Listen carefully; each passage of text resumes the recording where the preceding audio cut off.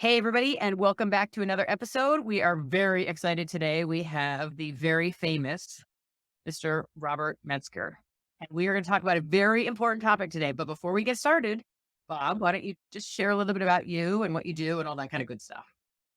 Well, thank you, Dana, for the opportunity to participate again. I am a lawyer in private practice. I am based in San Francisco and in Washington, D.C. I divide my firm is called Rogers Joseph O'Connell.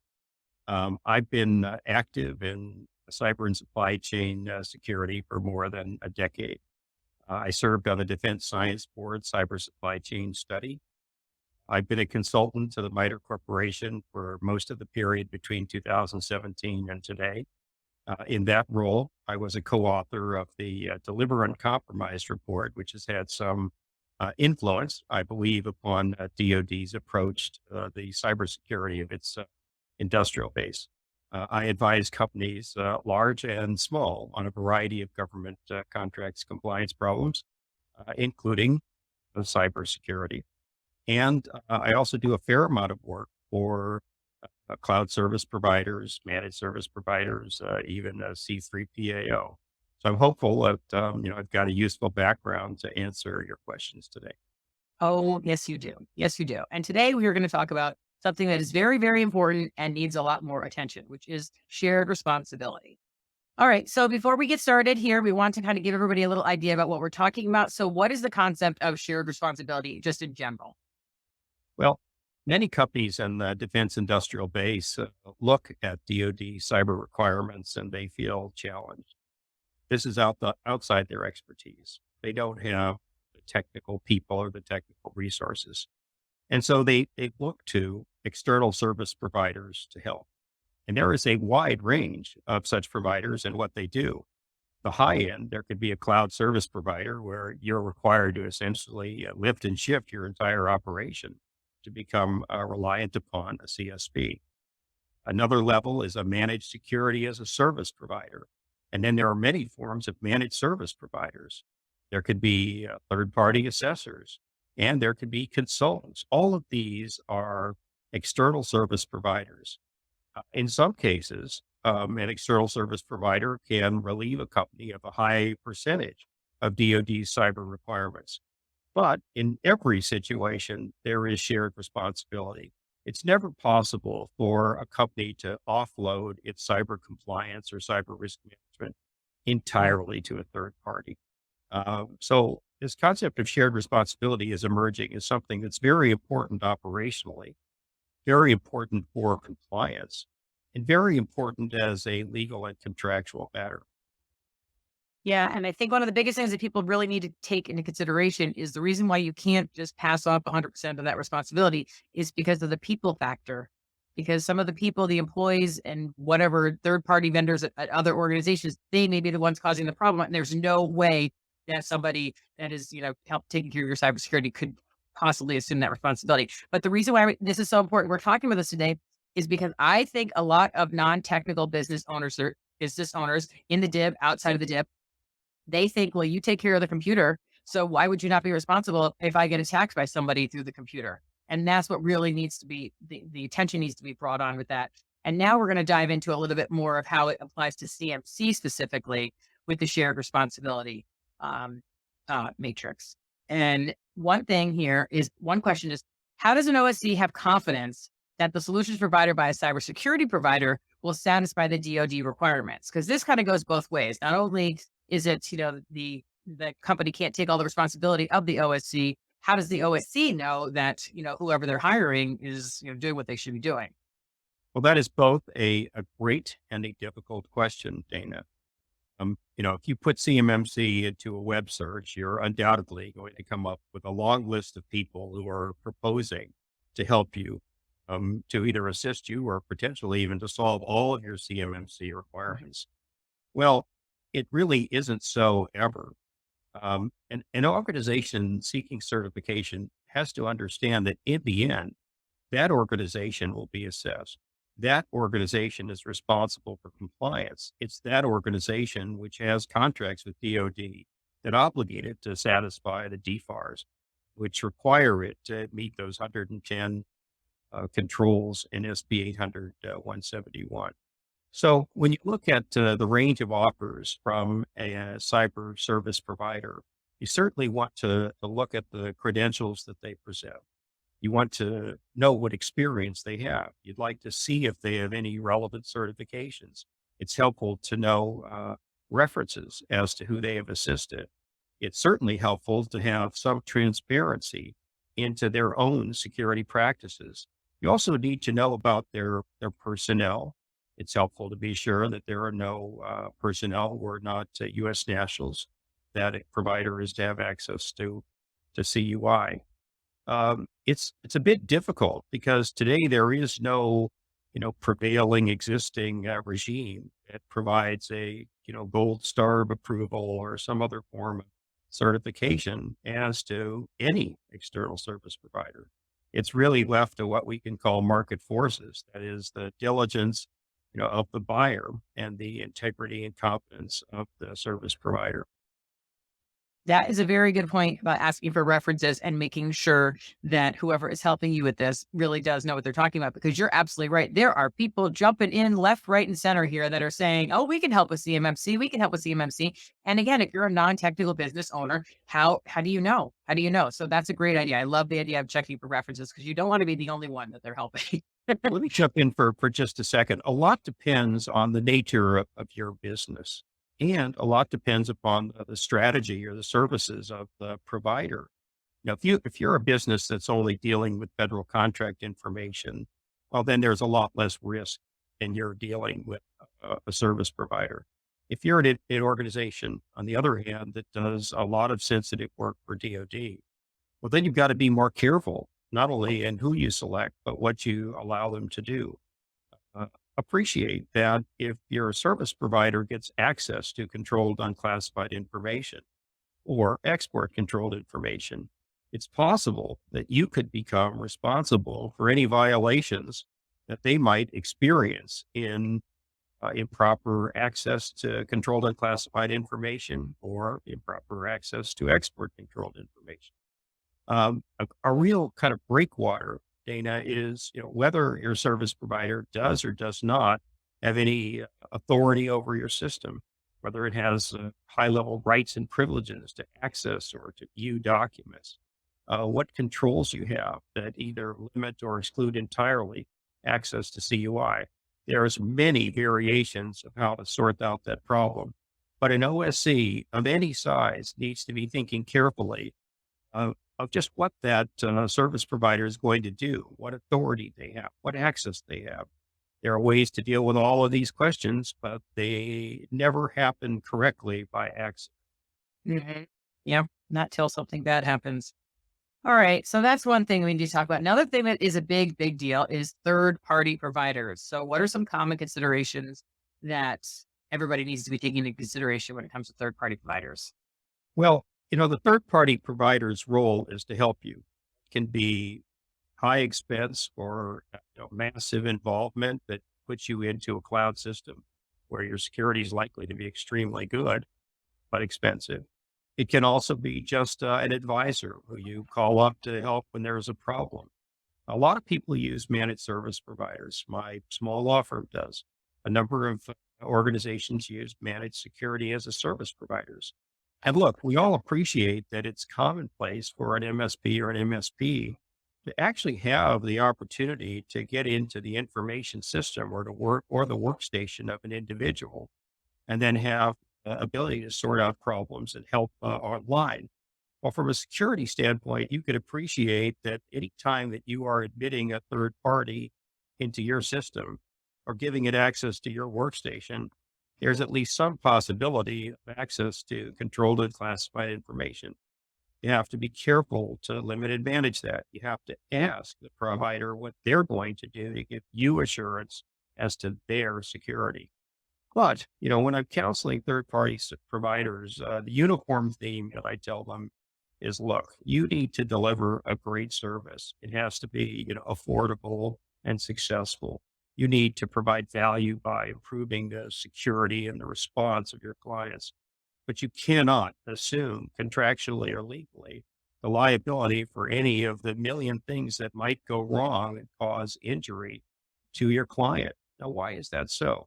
Well, first, the fundamental premise of shared responsibility is that a third party can help you a lot preparing procedures, preparing policies. It can help you with training. It can provide you with firewalls. It can provide you with encryption.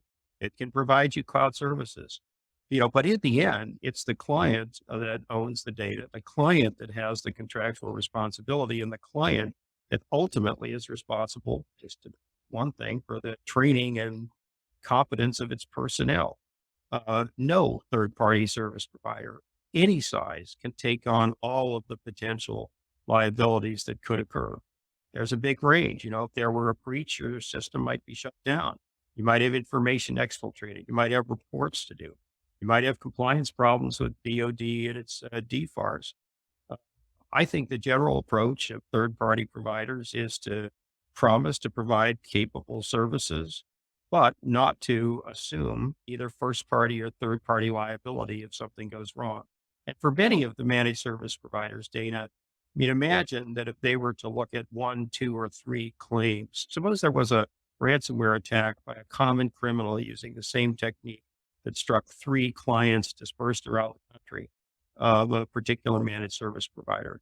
These companies are not resourced to be able to handle that kind of financial responsibility.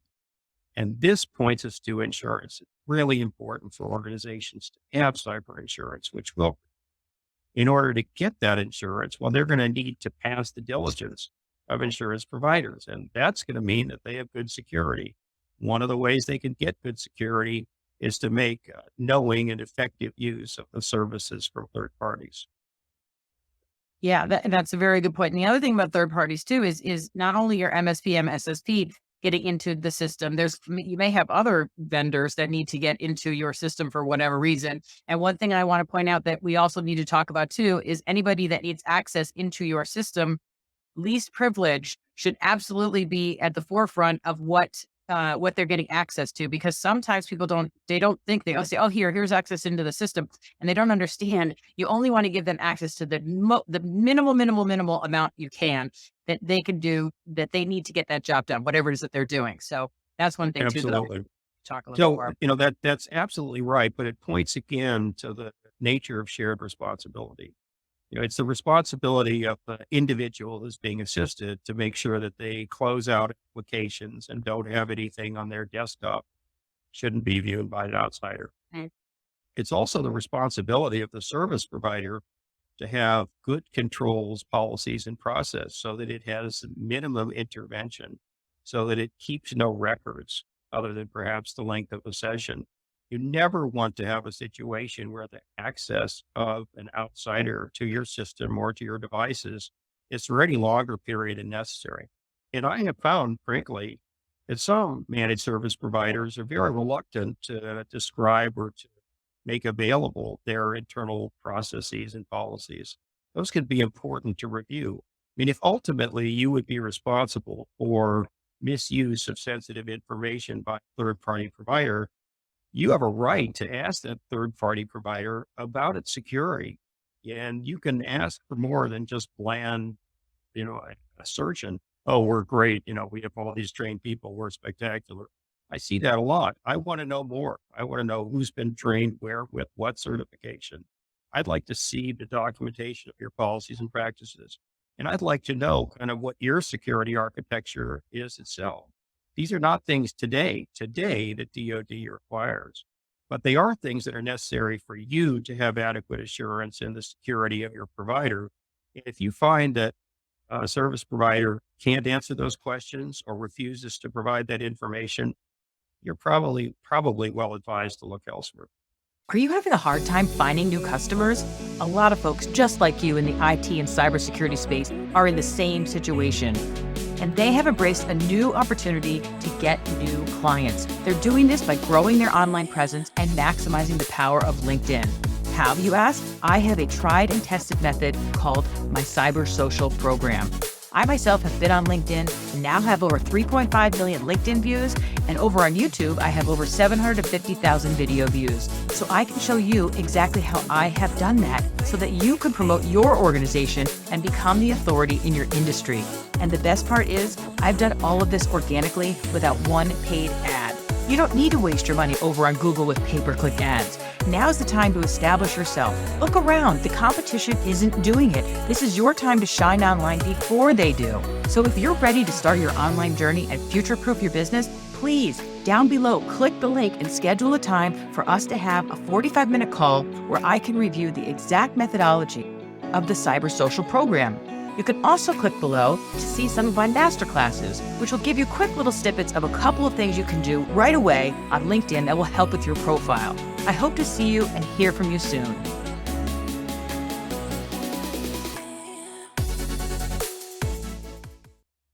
Yeah, and getting something in writing too, because that's the thing. I mean, when you go to court and you say, well, they told us they were doing a good job at, keeping a good eye on everything and everybody was trained, that's not going to hold any water. So, Yeah, I'll put on the lawyer hat briefly.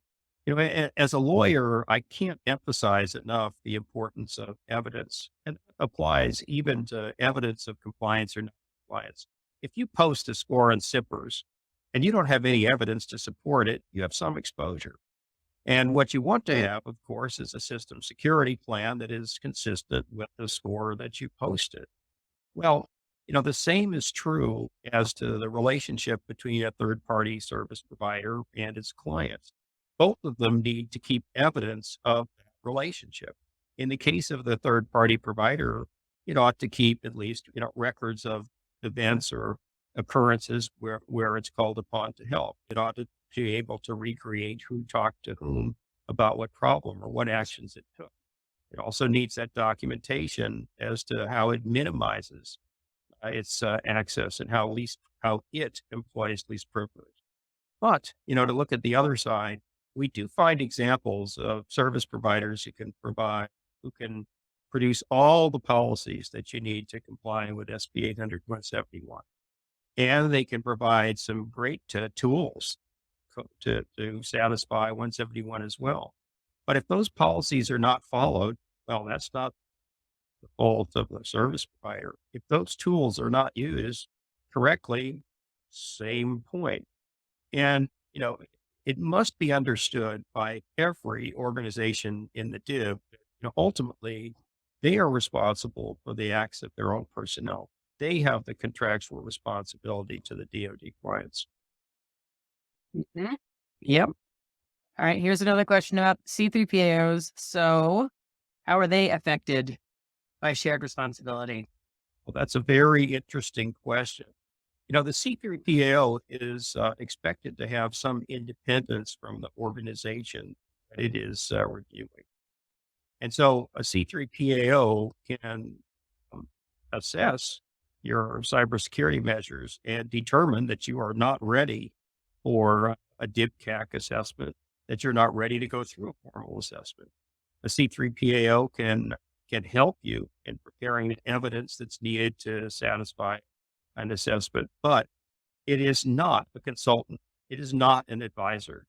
It is an assessor, which is distinct from a service provider. But here again, we have those legal and contractual questions. In theory, if you hire a C3PAO, and let's suppose that they do a mock assessment without the involvement of DIBCAC, and the C3PO says, you've got this, you're in great shape. Well, what happens then if you actually are subject to the formal DoD or CMMC assessment and you fail? Is that the responsibility of the C3PAO? Or suppose that your C3PAO gives you the positive assessment, DoD agrees with it, but then you suffer a ransomware. Is that the responsibility of the assessor? No. But in these situations of failed expectations or financial or operational injury, I could guarantee you that as the impact grows and the losses increase, you'll find that the injured party is looking broadly to see anywhere and anyone that could attempt to hold partially responsible.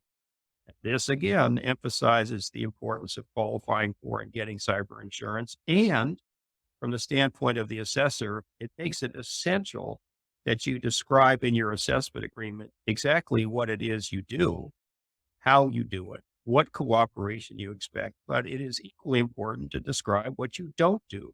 You're not responsible for the actual cybersecurity measures of the company you're assessing. You are not responsible to tell them how to fix things. You aren't responsible if they fail to satisfy. Your job is to be an independent assessor, not in any form a stakeholder of the company that you are assessing. All right. So here's another C3PO. So now this would be a C3PO that is helping an OSC. So what about if they're not ready for an assessment? So they go in So, there, they come and they're not sorry. ready. So today we're under this joint surveillance assessment program where the C3PAO is working with the DIPCAC unit to essentially apply the DIPCAC high method of assessment to companies who participate. I know of situations where a C3PAO will help the company that will be assessed in assembling the evidence.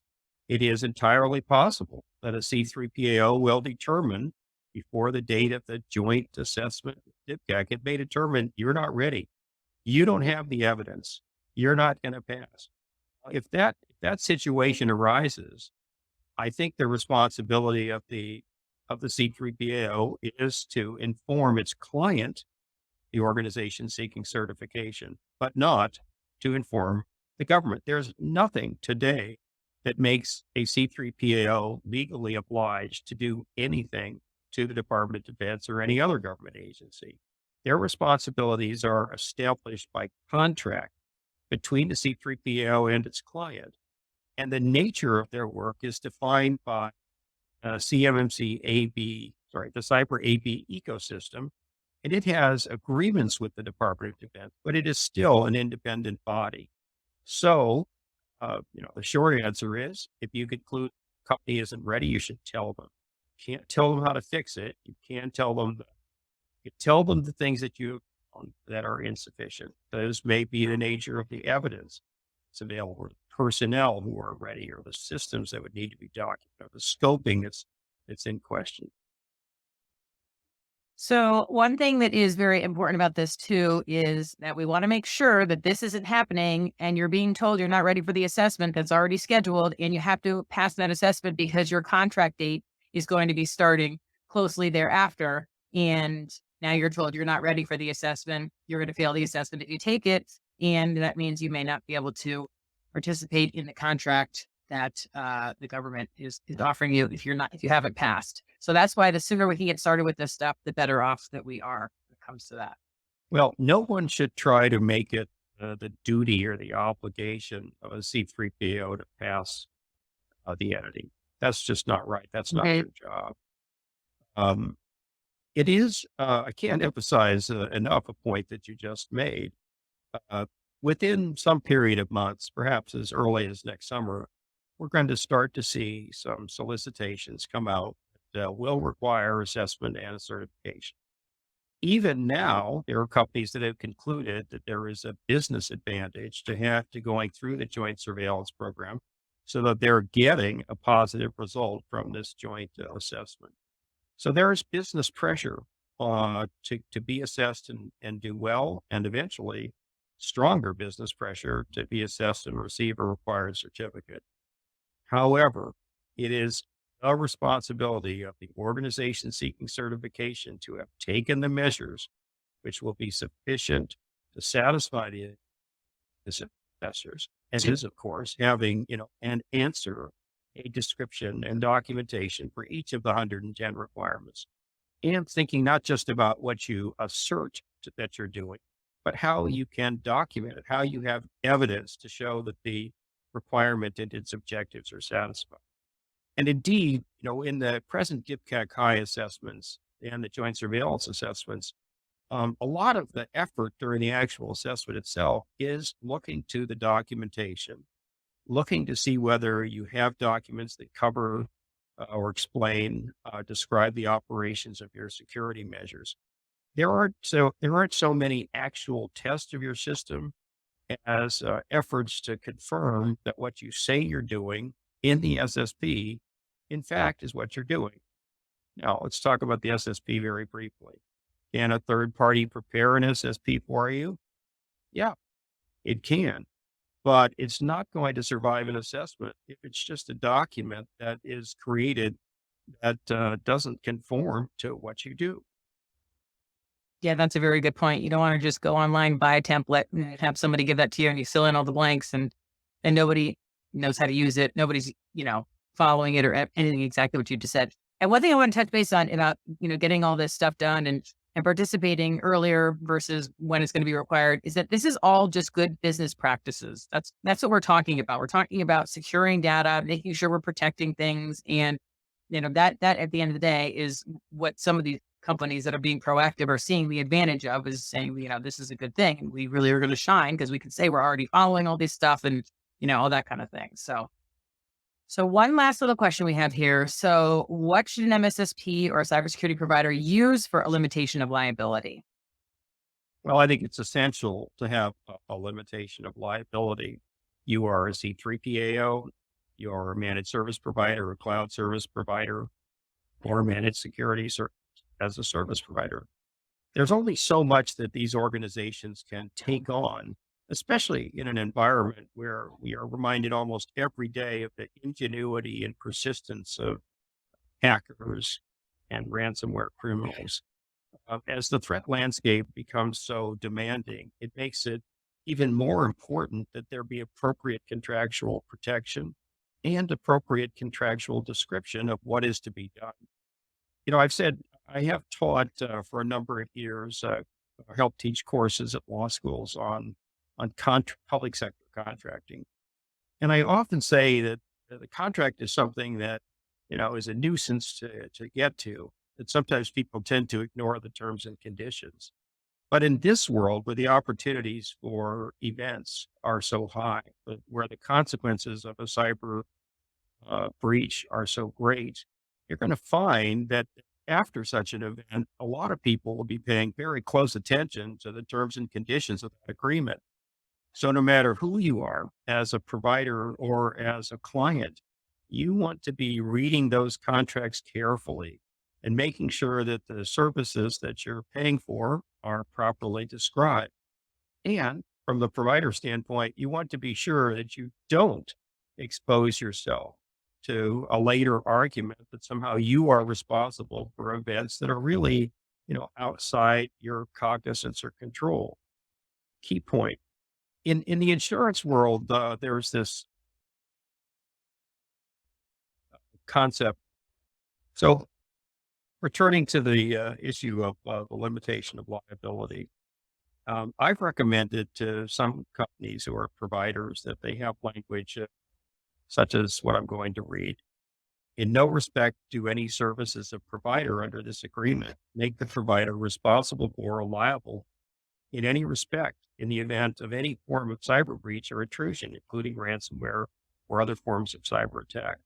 Nor do the services of provider constitute any promise, assurance, or guarantee that the services provided will satisfy the requirements, demands, or expectations of any insurer, lender, government or commercial customer, or any other third party who may make the business decisions which consider the cybersecurity of the client.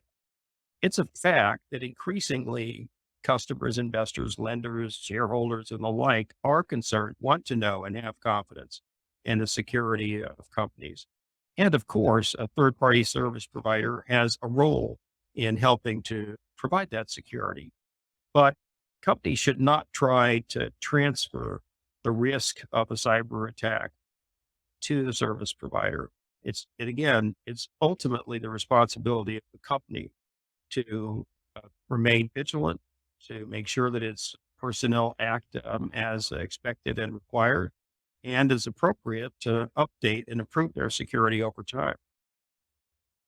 And I think one thing, in addition to having that in the terms and conditions, I think it's very important to mention and have a specific conversation with the client about that part of the contract, and even maybe have a part where they initial it, just saying, that they understand we talked about this, that we're not just passing the buck here, blah blah, some kind of other language than that, but just so that way at the end of the day, it's not, well, we didn't read all that stuff in the contract, which is what they'll throw out there to say, yeah, but remember when we had that conversation and I asked you to sign that we talked about this, make sure it's really important.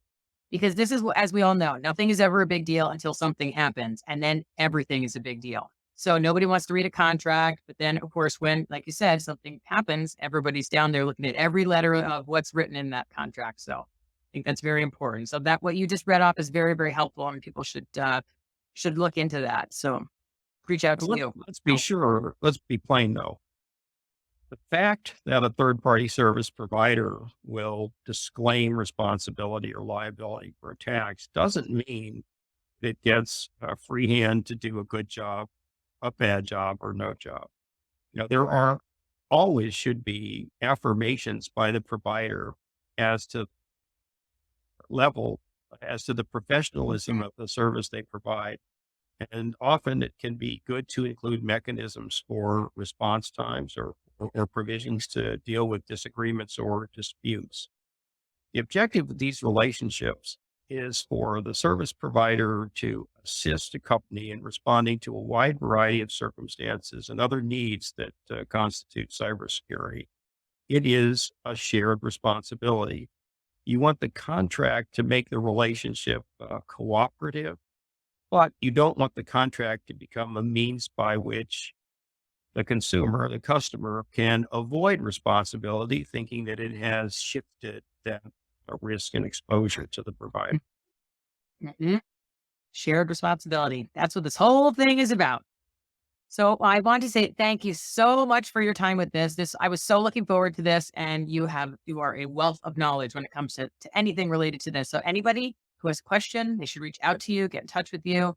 And I really appreciate your time with all this. Thank you. Thank you. And thank you everybody for watching, and hope to see you on the next episode. Until then, bye-bye.